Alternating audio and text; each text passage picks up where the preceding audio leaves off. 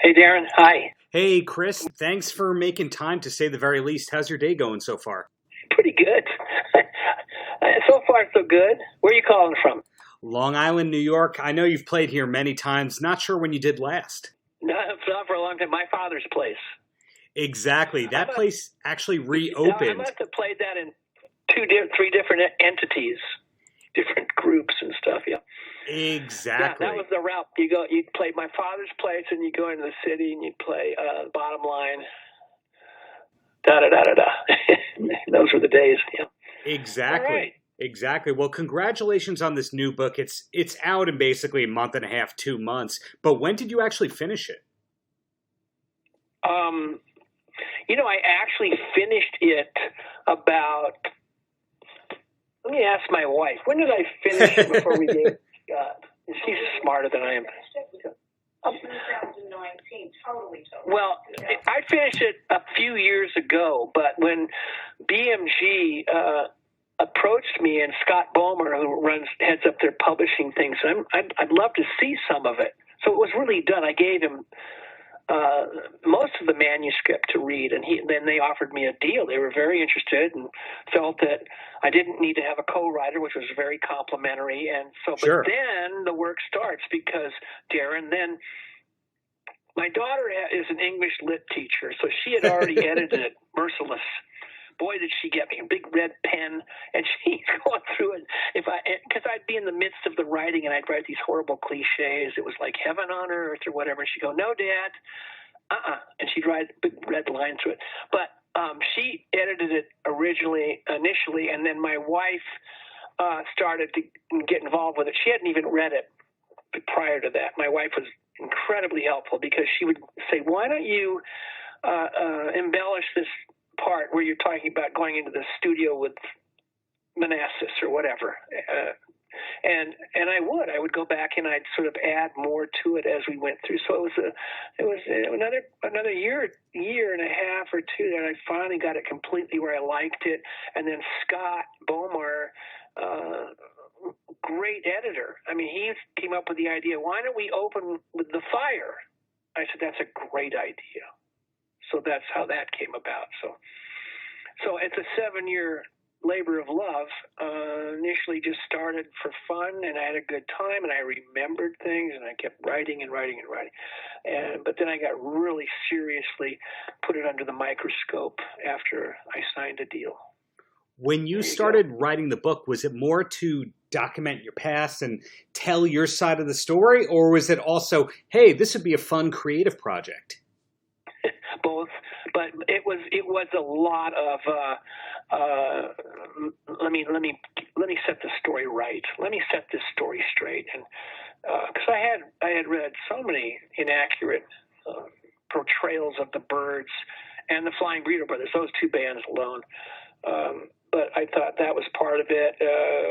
I wanted to leave something for my 2 kids. I didn't have grandkids yet, but I wanted to leave something for them. It was just basically about music. It was just about having a real passion for it and extremely blessed and lucky life for the last almost 60 years. Yeah. Right. I'm not going to spoil where it is in the book in case somebody hears this or reads this before they check, that kind of thing. But you say the quote, "I never thought about the money, the future, or chasing down stardom." And that's just one of the examples of the gratitude that you always show. But one thing I wasn't sure about was, were you always filled with gratitude, or was there just a wake up kind of moment for you to become a positive guy? That's very good. There was a wake up moment, and part of this book is here I'm coming out of a 16-year-old kid, and my dad kills himself, and it was extremely difficult. He was a wonderful man. He was not an abusive, bad person. He was a sweet, affectionate, very bright, loving man, and he just had some issues, and it overwhelmed him, unbeknownst to any of us. That we didn't know he was going through this. But so part of this book is here I'm coming out of it. I had this anger for 30, years through all this success, Byrds and Manassas, Burrito Brothers, and I had all this anger issues. I was so mad, and that's what suicide. One of the side effects of suicide is you're very angry with the person for leaving you. Right. And he left us, and as you read, we were broke. We had no idea. We had no idea. And so we did what we have to do. My brother was already gone. He was in the Air Force. My older sister was married. So my little sister, and as you read, and myself and my mother, we'd move to the city, which was completely alien. And I went to work in the daytime and went to school at night, and my sister, blah, blah, blah. But we had to. There was no options. No one said, "Oh, I'm not going to do that. I'm not moving to L.A. I'm going to do that." You had to. Mm-hmm. We had nothing. And we went and we did what we had to do. And I owe that to my mother, who was a wonderful, very tough gal, and kept it together. But you'll see where I finally didn't take things for granted, and it was far into the book where I got older. I had survived this hepatitis C. It was killing me. They actually had cured me in 2-3 months, and the doctor kept me on this medicine, which damn near killed me, almost took me out. But I made it through that, and I made it through, I developed the confidence. I learned how to be a better singer and a better songwriter, etc. But initially when I started out, this is a long answer to your question. But a great answer. I didn't have any aspirations to be a rock star or a country star. I wasn't really good enough. I didn't have the confidence. So I wasn't trying to be the next Bruce Springsteen or the next George Strait or something. I didn't have that then. But then I developed it, and I learned, as we all should. I just went and learned how to do it. And by the time Desert Rose Band came along, I felt like I had really was able to grasp a leadership role, more prominent leadership role, and leading a band, writing the songs, and running the band. And that band was the longest one I was in, 8 years, just about. So it's just I think maybe the one thing I would hope the book would do for anybody reading is to give them hope. And I had developed just a work ethic that my dad taught me, and I just kept going. I'd fall on my face, I'd pick myself up, figuratively, and just keep going. And I mean, there was in the early years, so many times I thought, well, I'm going to go register for the next semester at college. And a door would open, and it happened that way. And I always mention to the book the people that were mentors to me. From the very first one in my high school, this wonderful man, the high school custodian, the janitor. And can you imagine in this climate, this day and age, you couldn't go to the teacher's house or the janitor's house on the weekend. Right. It's like I would go there. Bill Smith, I'd go there on the weekend. He'd sit me down. We'd play. He'd show me stuff. It really gave me an education. I was all 15, 16 years old. But I really hold it. And mentors, it's just they're not aware of that role given to them, but they're the people in our lives that say, "Why don't you try doing it this way?" You know what I'm saying? And so that was a big part of it, too. I also had some great friends that stuck by me after. It's like Steven Schiltz, a good guy. He helped me out after Manassas was over, and I had this issue going with the solo album and the producer I had, and Steven, I called him up, and he says, well, let's get Ron and Albert out there and get going on this record. And he helped me. He wasn't trying to take over or do anything. He just guided me out of that and fixed it for me. Crosby helped me when I was sick. Roger was always there for me. And just, I wish I could say it about everybody I worked with. It wasn't always the case, but I just don't hold any animosity towards anybody I worked with. What's the point after all these years, Yeah. A lot of them I lost at such a young age, Without being a spoiler guy, there's a great anecdote towards the end about Roger and him helping you out. So that's just kind of a great ongoing theme that this is a guy who's going to tell the truth and tell what happened, but he's not there to throw everyone under the bus. In an earlier draft of the book, was there ever a point that you almost were throwing people under the bus? I think I did. I think I might have got a little harsher with certain people in the beginning, but I quickly looked at that and I went, no, because then I remembered a fella who had been in a very, very, very successful band and had written a book about that and was so mean. It just about derailed his career. I won't bring names up.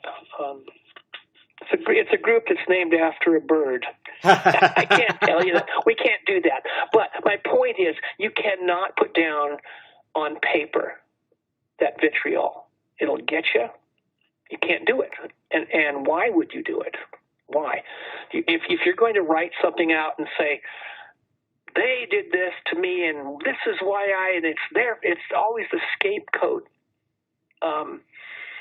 concept that it backfires on you 10 plus. You can't do that. So yeah, I think maybe in the beginning I did have more of a harsher assessment of certain people, but I quickly fixed that. I went, we're not doing that. We're going to talk about the music. Right. And we're going to ever so subtly say, well, he had some really tough times, like Gene Clark. Wonderful. What a talent. Prolific. When we started the Byrds out, Darren, and Gene and Mike and I were sharing this little house for a tiny place for a couple of months, and we were just starting. And Gene would be he would have 2 or 3 songs written every week. 2 or 3 songs. Wow. Two of them would be incredible, if not all of them. Yeah, it was so prolific and such a tortured life. And you go, my God. And you go, well, and then you go through that thing of, well, do you have to put yourself in that frame of mind to create? No, you don't. You do not. Right. And so anyway. Yeah. I don't know what else to tell you. Balls on your court, buddy. Go. Well, rewinding about 15 years, I was supposed to interview you when you were playing BB King's in New York City. And they said, well, you can email questions to Chris. And I emailed some questions, and the publicist at the time went, Chris thinks that these are a little too much about his past. And then they pointed out to your bio at the time where it said something along the lines of that it's all a book that you're not ready to write and you're nowhere near finished making memories. So when I saw, hey, there's a Chris memoir coming, there was such a sigh of relief to see that you were going to finally tell your story. So you mentioned that it was, a long time in the making, even before BMG and all of that. So that's more of a statement than a question. But was it a specific person whose memoir or bio that you read? Because you just mentioned a cautionary tale of one that did it wrong. Was there somebody whose bio that you read and you went, this is the way to do it? Yes. Good one. Yes. And I don't make a habit of reading life stories. I think I read Keith Richards' book, which I thought at first, I went, gosh, he wrote this. No, he didn't. He had a co-writer, but it doesn't matter. It was an interesting book. Sure. And a lot of the people in that book I knew pretty well. He opens the book with this guy that I knew, Fred Sessler. That was funny. But the one book I did read was Linda Ronstadt's book, and I loved it. And that was my inspiration, how to approach what I was doing, because she never, ever denigrated anybody that she had worked with. It was in her story, it was all about music from the time she's in Tucson, listening to her dad sing or listening to her mother or hearing bluegrass or hearing what's coming out of California. I think she mentions the squirrel barkers in her book, which was quite interesting. And I did send her, I think I sent her an album, Biding My Time, and I sent her a little note, and I said, I have to tell you, I loved your book, and it was such an inspiration how you handled it, your story in regards to the people you knew and worked with. And that was quite a wonderful thing. That really put it in perspective for me. And I can imagine. There's few people that you can learn more from than Linda Ronstadt, to say the least. And no kidding. And of course, there's that great quote that's associated with the press materials and all that from Tom Petty. about how, the Eagles, you guys basically paid their fuel costs and all that. I love that quote. He wrote that when I got this award from the Folk Alliance, and my wife, bless her heart, she had all these people write a little note, and they were going to read them. I had no idea that was going to happen, and I see it as someone reads that note from Tom, and it was funny the way he wrote it, because it's going to be in the book. I think we've got it as part of the photos, but it's so funny because he was sitting on his plane or his tour bus writing this out in longhand, and there's a place where he crosses a word out, but it's a funny quip that he wrote, and then some other people wrote stuff. Absolutely. Your book is not short on great anecdotes with great people, which is a testament to a longevity oriented career. And can I ask you 2 quick questions, then you'll be on your way? Of course you can. Awesome. My first question is, when I think of Chris Hillman, I think of amazing music. The Byrds' Turn, Turn, Turn was probably the first song I ever remember hearing and liking. So, of course, I've liked your music almost my whole life. But I don't know a lot about you, even after reading this book, beyond the music, the family, spiritual beliefs, and all that. Are you a sports guy? Do you have any random hobbies that we don't really know about? Well, Darren, I used to. When I was a younger guy, I used to surf a lot. I did actually when Desert Rose Band decided we're all done, everybody. And anyway, I was the one band where we all said, okay, we're done, and we're all friends. We're still friends today. Then I went back, and I had been studying martial arts in the 70s, actually from one of Chuck Norris's schools, believe it or not, before he was an actor or whatever he was. He had some schools, and I had started back in 1970. And then I had this time, so I get back into that and spent 5 years in Chinese Kempo and got a black belt, and then I got a second-degree black belt, which was harder. So I did that. I surfed. I used to ride bikes. I had a lot of stuff going on. And prior to COVID and all this stuff, I was a huge NFL fan. I still am. I sort of turned it on yesterday, but it's not the same. I don't Definitely know. not. I see the refs with black masks on. I go, Just take the mask off and call the play. Call the foul, call the flag, whatever it says. So, I was active, very active athletically, physically, and all manner of things, and mostly quite enamored with surfing. I started doing that back in 1957, and it was just starting to sort of get popular back then. But I don't do that anymore. There's not very many things I can still do. Well, it seems like all the people who founded great country, soft rock, Laurel Canyon, whatever you want to call it, everyone seemed to be playing softball. Not me, buddy. Not you. Me. I think I played one softball game with some of those guys. I remember I played softball, and I think Tim Schmidt was playing, and a couple other people. I just didn't go. I didn't go for those kind of group activity deals. I played sports in. Oh gosh, freshman or sophomore in high school, I got just hammered in football. I lasted about 2 weeks. I got hit so bad that I had my back was a mess for up until 8 years ago when I finally had surgery on it. But so I really wasn't that kind of a group sports guy. That's why I love surfing. Surfing was between me and the water, right? And the karate was interesting because of the art of it, and then where you're just sort of figuring out this whole thing against one other person, not in a bad way necessarily, but anyway.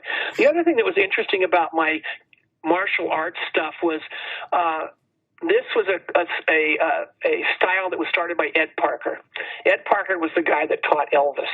But the one thing that was really interesting, I'm just adding this, is that right before we all tested for black belt, when you were deemed worthy to test for your black belt, you had to turn in a 15-page thesis. on something to do with the martial arts. I said, that's an interesting thing. And I did it. It was a great exercise. I hadn't written a paper since high school, 1962. So this was this was in 1980. Excuse me, 1990s. So all of a sudden, here I'm writing a paper. But it was fun. Anyway, so those are the things I used to do. I used to be able to do. Well, my wife took my bicycle away. I can't do any bike rides. Grew up with horses, as you know in the book, and all those things. So, got it. And my last one, and say as little or as much as you want, is any last words for the kids? For who? Which kids? I think it's whatever kids are going to be hearing this, because let's face it, you have 3-4 generations of fans at this point. Oh. Well, I'll tell you something. There was a period of time up until recently, a couple of years, I would get questions from kids all the time, 18, 19-year-old kids. Do you have any advice for Mr. Hillman? First, I love that. Would you have any advice for me and my band, or me as a singer? And I always would say, continue to play, work really hard at it, but go to school and get a 4-year degree, minimum 4-year degree in something you like.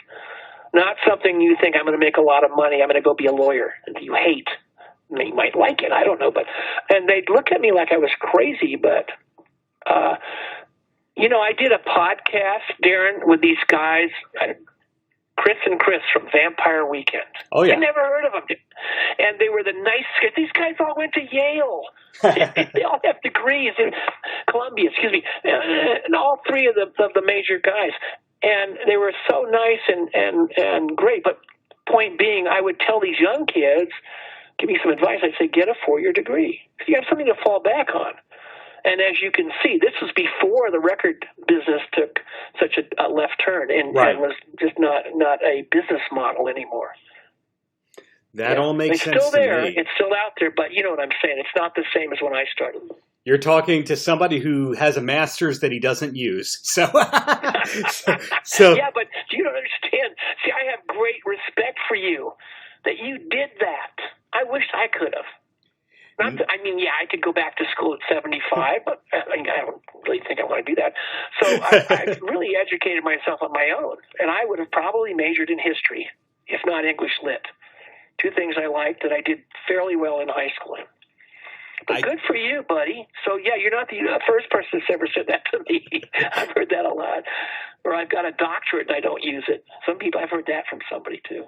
Exactly. Yeah. Once you go up, I got to ask you a question. I got to hang up. I've got to go. I'm sorry. But what did you get a master's in? Library and Information Sciences.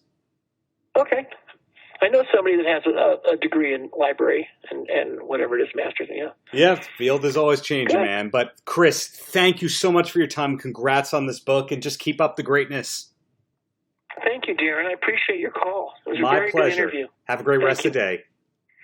All right, buddy. Thanks. Bye-bye. Paltrocast.